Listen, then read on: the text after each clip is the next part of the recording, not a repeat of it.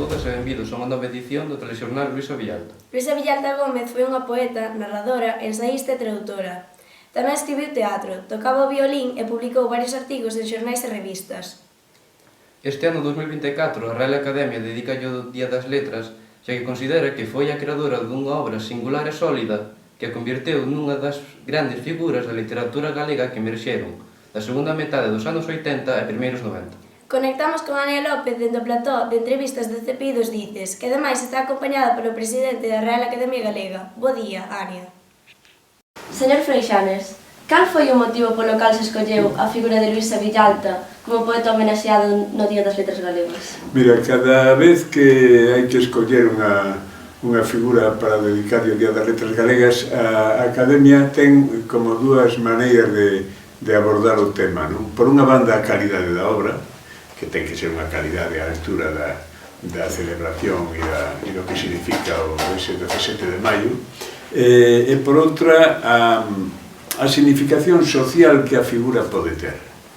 No caso de Luisa Villalta, por unha banda está o seu activismo, o feito de que represente unha xeración que a dos anos 90, nas portas do século XXI, que é un tempo de transición na cultura e na sociedade galega, e o feito de ser muller, unha muller nova, morreu con 46 anos, pero morreu en plena actividade, moi implicada ca loita social, democrática e cultural do país.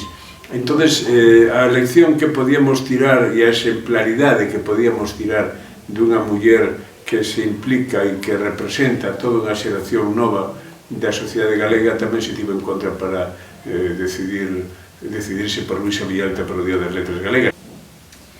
Luisa Villalta cultivou a poesía, a narrativa, o teatro, o ensaio, de todos os xéneros literarios, en cal que destacou máis? Como foi máis coñecida foi como poeta, e ademais ten dende o seu primeiro libro xa era unha voz diferente, xa se vía que había aí algo distinto, na música reservada xa había algo distinto.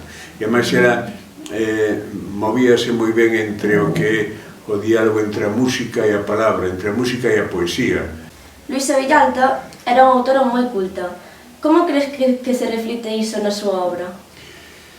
Pois en toda a súa obra, na narrativa, por exemplo, libros como Teoría de xogos, por exemplo, pois é un libro que está escrito dende as preocupacións que ela tiña por buscar novas fórmulas. Entón, esa exixencia por unha literatura distinta, que poida aportar algo novo, que poida significar algo novo dentro do sistema literario galego, incluso históricamente, é algo que preocupaba moito a Luisa Villalta e se nota, ademais, nos seus textos. Moitas grazas, señor Freixanes. Gracias. Devolvemos a señal ao telexornal do CPI dos Dices. Luisa Villalta naceu no número 6 da rúa Vila de Laxe da cidade da Coruña o 15 de xullo de 1957 e morreu tamén nesta cidade o 6 de marzo de 2004, aos 46 anos. Nesta casa viviu e soñou a poeta Luisa Villalta. Aquí as súas mans modelaron a lingua, os sons, o que habita no outro lado da música, na poesía. Estudou no Colexio de Josefinas, na rúa Juan Flore, e máis noi o seu Eusebio da Guarda de Coruña. Máis tarde, trasladouse a Santiago e estudiou Filoloxía Hispánica e Filoloxía Galego-Portuguesa. Malia o seu pasamento tan prematuro, deixounos unha obra extensísima e valiosísima, na que podemos destacar os poemarios Música reservada ou Ruído, as novelas Teoría de xogos e As chaves do tempo ou a obra teatral O representante, a única estreada en vida da autora. Pero Luisa Villalta tamén era unha virtuosa do violín. Estes coñecementos reflectíronse na súa obra literaria, como nos explica Armando Requeixo. Pois eu penso que a influencia do universo musical no mundo literario de Luisa Villalta foi definitiva, determinante, non? Eu creo que non se pode entender a figura artística de Luisa Villalta sen comprender que estes dous espazos se retroalimentan constantemente. Ela era unha música, unha gran virtuosa do violín, e era unha persoa que ademais escribiu moito sobre a relación da música coa poesía. E era unha poeta que tamén tiña a música e as armonías na súa escrita. E mesmo hai libros seus que xa dende o título anuncian este natural convivio, esta unión, este vínculo intimísimo que tiñan para ela a faceta da poesía e o mundo da música. Por exemplo, música reservada, por exemplo, o ruido, incluso ensaios seus como o outro lado da música, a poesía. Xa desde os propios títulos, como digo, se anuncia unha Luisa que non se pode comprender sen estas dúas caras da mesma moeda que eran a Luisa poeta e a Luisa música. O poemario Música Reservada está formado por 5 partes ben diferenciadas que foron escritas ao longo de varios anos. En realidade, Música Reservada publicouse no ano 1991, pero non é un libro homoxéneo, é máis ben un libro creado por arrastre, heteroxéneo, porque compila a escrita da Luisa da segunda metade dos anos 80. Ela, a primeiros dos 90, decidiu que se había de dar a coñecer como poeta cunha obra maior, cun poemario, cun primeiro poemario, e o que fixo foi unha recolleita do que fora escribindo durante os anos anteriores, e de feito nas distintas seccións das que se compón o propio libro van marcándose os anos de creación deses bloques poéticos. Neste poemario tamén hai cabida para os sonetos, unha composición poética non moi habitual nos anos 80 e 90. Luisa Villalta, no seu primeiro libro, en Música Reservada, unha das seccións, precisamente, pois está composta por sonetos, é un sonetario. É probablemente un exercicio deliberado da poeta para amosar, de algún xeito, que o seu arrinque como poeta, a súa ancoraxe, a súa raiceira, bebía da mellor tradición e era quen non só de homenaxeala, senón de posprocesala en clave moderna. Porque os sonetos de Luisa Villalta, efectivamente, teñen a forma e o metro, a métrica dos sonetos clásicos, pero na estética, na temática e nas imaxes son poemas do noso tempo. Tinta do mar, escrevo, cando toca as escumas da letra. E o seu son, obstinado debaixo contra a roca, de man, producido en percusión. Rítmico, o pensamento, o son máis leve, caigoteando o tempo residente. Ao muiño teimoso que recebe a auga azul negra da memoria quente. Así, tinta do mar, e logo nube a pairar sobre os ciclos deste mundo. Estrépito é o eco, cando sube da escura palabra en que me fundo. É o mar, interminável danza, borra o nome escrito sen que o ritmo morra. Rota interior do ollo é un poemario, case un xogo poético, no que Luisa Villalta experimentou con poesía máis simbólica e vanguardista. Pois Rota interior do ollo, que é un volume do ano 95, unha pequena plaquete que publicou Luisa Villalta en Edicións Tema en Lisboa, é un libro fascinante, un volume fascinante, porque é un pequeno poemario, un micropoemario perfectamente simbólico, críptico na súa interpretación, que arremuiña ao redor de o cadrado do Sator, como acabas de decir, que é unha fórmula máxica pompeiana, que está composto por cinco termos latinos, cada un deles de cinco letras, e é un multipalíndromo, porque se pode ler igual de esquerda a dereita, que de dereita a esquerda, que de arriba a baixo, que en diagonal e en todos os sentidos. A Coruña, a cidade natal de Luisa, foi decisiva na súa obra. En moitísimos poemas podemos rastrexar reminiscencias desta urbe ou, directamente, unha clara homenaxe a Coruña. Ela entendía que o seu lugar no mundo, o seu espazo matricial, o seu territorio nadir, era precisamente a cidade da Coruña.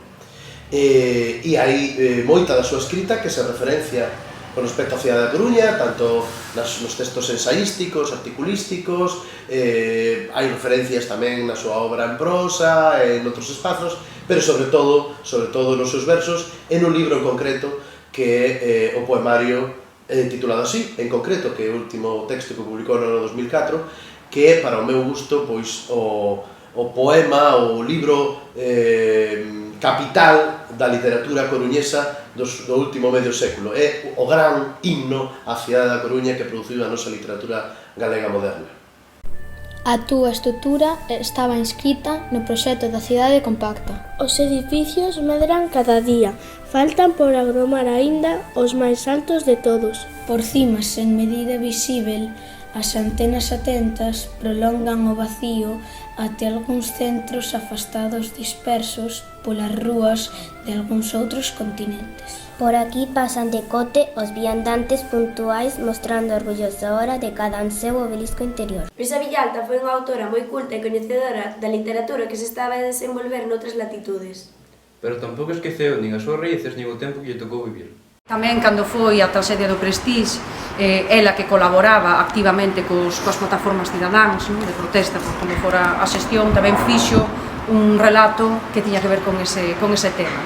Luisa Villalta, evidentemente, é unha poeta pangalaica, é unha poeta de todas as galegas e de todos os galegos, e que amaba profundamente a súa terra, é unha poeta telúrica, é unha poeta que defende o espazo, que defende o país, que defende o povo desde os seus versos, que se insire neles e que se retroalimenta do seu sangue, e é unha poeta nese sentido que exalta a terra, e a terra para ela ten unha clave, porque ten unha posición ideolóxica, e a clave é a nación. Ela defende a nación galega, porque ela era nacionalista desde as súas posicións como intelectual. Da obra narrativa seguenos falando Inma Otero, profesora e crítica literaria. Publicou, digamos que, dous tipos de obra narrativa ou en dous tipos de libro. En primeiro lugar, como libro independente, ten 3 obras, unha de 1991, é a primeira obra que é un conxunto de relatos, Silencio ensaiamos, que publica coa editorial Vía Láctea, a segunda de 1997, que é o Día de Xogos, que publicou con Laio Bento, e a última de 2001, que é As chaves do tempo, que publicou con outra editorial tamén pequeniña nese momento, que era a Nosa Terra. Por outra banda, tamén destaca a súa vocación indagadora, especulativa, de autora moi achegada á filosofía, que aparece na poesía, pero tamén aparece na narrativa. Era unha autora moi culta, que lía moitísimo de filosofía, que despois eso se reflectía na súa obra. Luisa Villalta deixounos con 46 anos, na plenitude da súa produción literaria. Das súas últimas obras poéticas, falanos de novo Armando Requeixo. Entendo que Papagayo, que é un libro do ano 2006, aparecido, polo tanto, 2 anos despois de marcharse nosa autora, e As palabras ingrávidas, que é unha recuperación, unha exhumación de un inédito seu que preparamos no Centro Ramón Piñeiro para a Investigación en Humanidades a finais do 2020, do que eu tive a fortuna de encargarme da edición e do estudo introductorio. Son textos que demostran que Luisa se nos marchou no momento de plenitude creativa. Ela estaba no mellor da súa carreira poética. Tanto en concreto, que é un poemario que ela deixou preparado para a edición, pero que non chegou a ver, porque xusto no tránsito de corrixir probas de imprenta a sair publicado, ela faleceu. Como Papagayo e As palabras ingrávidas demostran que, efectivamente, a Luisa que ia vir, a Luisa que xa era a mellor das versións posibles de Luisa Villalta, pero ben, como dicía Menandro, hai xentes, hai persoas que son amadas dos deuses e por iso se van pronto deste mundo, e Luisa era unha desas persoas, era unha desas genialidades poéticas. E ficaremos, sosmar e silencio, cando a noite me veña desvendar con amor prometido e demorado. Estes ollos que ollaron tanto nada, as follas que caíron ao meu pé serán pisadas. E a ausencia cumprirá o seu oráculo cando a noite sexa o fundo. Cando mesmo mar a noite o silencio diga a última palabra. E ata aquí o telexornal Luisa Villalta. Moitas grazas pola vosa atención e que teñan moi bo día. Vémonos nas vindeiras edicións do telexornal das Letras Galegas.